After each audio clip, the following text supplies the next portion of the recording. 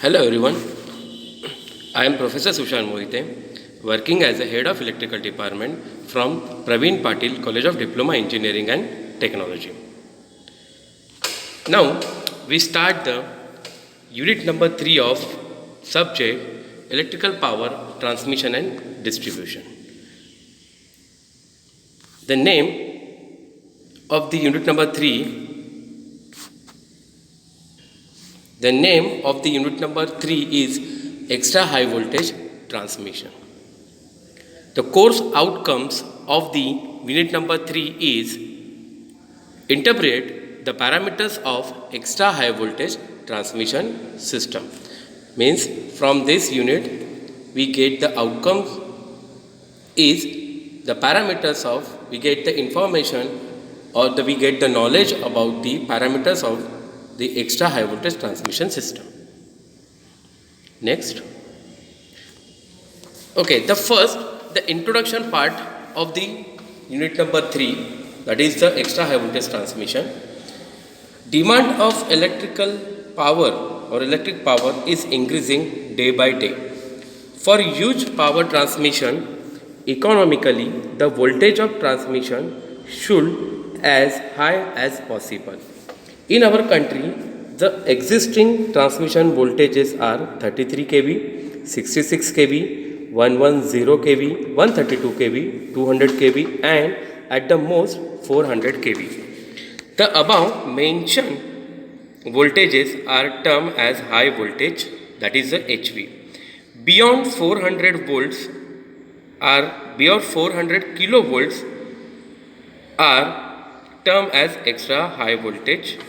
That is beyond 400 volt, it's a extra high voltages, that is a EHV. Our country is planning for EHV 765 kV or 800 kV for transmission. There are advantages and limitations of EHV for transmission. For EHV, it's a beyond 400 kV. It's not a 400 volt, it's a beyond 400 kV. Say, what is the necessity of EHV? What is the advantages of EHV? The say power of 1000 watt is to be transmitted by a transmission line from one place to another place by using conductor lines. If transmission voltage is 100 volts, then the current in the line is, by using the formula I is equal to P upon V, which is the 10 ampere. But if we transmit it with high voltages of 1000 volts, then the current, by using the same formula P upon V, which is the 1 ampere. This example shows the current in the line is lesser at higher voltage, higher transmission voltage. So current plays important role here. The voltage drop in the line, say I into R, is lesser. Power loss due to resistance, that is the I square R, is lesser. Transmission efficiency is more. Voltage regulation is better. Conductor size is less. And the advantages, and then another advantages of the EHV is the voltage drop in the line is lesser for higher transmission voltage, that is I into R drop is lesser. So I into XL drop, which is occurs due to the inductor, is also less. Due to lesser I into R plus J into XL drop, the voltage regulation is better.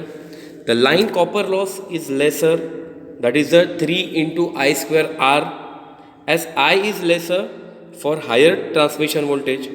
The transmission efficiency, so transmission efficiency also increases if losses are less. As current in the line is less for higher voltages, the conductor cross section area is also less. Lesser conductor area means weight of conductor is less, as the supports require are of less size and the span can be kept more, so it's economical. Economic consideration have led to the power stations of large capacity, so need of transfer of bulk power over long distance areas. The transmission of bulk power from generation station to the load center is technically and economically feasible only at very high voltage, that is a high voltage or extra high voltage. Big generating power stations like hydro, steam, nuclear are located far away from the load centers. So bulk power generated from these stations prove to be most economical if transmitted at longer distance by high voltage or extra high voltage lines. Flexibility for future system growth. There is a flexibility for future system growth. Power transmission capacity of transmission line is in square proportion to voltage. So hence the EHV is very beneficial. This is the introduction part of the unit number 3. The next is now we start the main content in this unit. The first, what is EHV? Okay. And what is the necessity of this EHV? The first, the EHV. What is EHV? Okay, EHV means it's an extra high voltage AC line. It's an extra high voltage transmission line.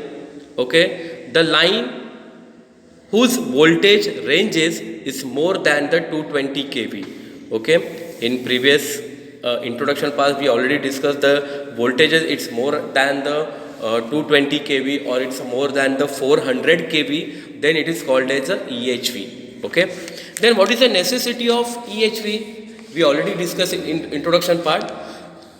The first, to transmit same amount of power at same power factor. If line voltage increases, magnitude of current reduces, which reduces cross section area of conductor. As magnitude of current reduces, the total line losses reduces, which increases transmission efficiency. EHV transmission is very helpful for interconnection of power systems on large scale, hence it is adopted. Power transmission capacity of line is in square proportion of the transmission voltage, hence it's beneficial. Transmission of huge block of power over a very long distance is economically feasible in case of EHV. For maximum feasibility for future system growth, EHV is adopted. It will provide better voltage regulation. These are the necessity of EHV transmission. Then once again, what is the advantages and the limitations or the disadvantage of the EHV transmission? The first, as transmission voltage increases, current decreases because I is inversely proportional to voltage. As current decreases, cross section of conductor decreases because the cross section of conductor is directly proportional to current. As cross section of conductor decreases, its weight decreases. As the weight of the conductor decreases, design of tower becomes lighter in weight. As current decreases, cross section of bus bar and size of switchgear, contact, etc. it reduces. Due to above advantages, transmission cost per kilometer decreases. As transmission voltage increases, a current decreases, so copper loss in transmission line, which is I square R loss, is also reduces. As copper loss reduces, transmission efficiency increases. As current reduces, voltage drop in transmission line, that is the I into R, is also reduces. As voltage drop in transmission line, it reduces. The voltage regulation becomes better, it's improve. As efficiency and regulation of transmission line gets improved, so performance of transmission line decreases. As transmission voltage increases, the power handling capacity of transmission line increases because the power is directly proportional to square of voltage. Due to high voltage transmission line, successful interconnection of transmission line is possible than low voltage. Generating stations are generally located away from load center. Hence, HVAC transmission line becomes necessary for bulk power to be transmitted over a long distance. This is a very important question which is all every time is asked in exam for 4 marks. Write down the state the 4 advantages of the first is the what is the EHV transmission, and the second one is what is the advantages of EHV transmission line. The next one, these are the disadvantages or the limitations of the EHV transmission. Okay, it's a EHV AC transmission. The first, insulation cost increase as voltage increases. The skin effect, which is already discussed in topic number T, is also more. Proximity effect is more. Corona loss increases. Radio interference increases. Sting efficiency is less than 100%. Ground return not possible. Then voltage control is not easy. Power flow cannot be easily controlled. Then short circuit current level is more. In case of EHVAC, intermediate substation is required at every 250 km to improve the performance of transmission line. If power is to be transmitted of EHVAC through underground cable, then there is a limitations on the length of cable due to charging current. Example for 400 kV line, limitations on length of cable is 25 km. Asynchronous tie is not possible. Stability of EHVAC is very low because of presence of inductance. Transient performance is poor. There is a limitations on power transfer due to presence of inductance of transmission line and power angle.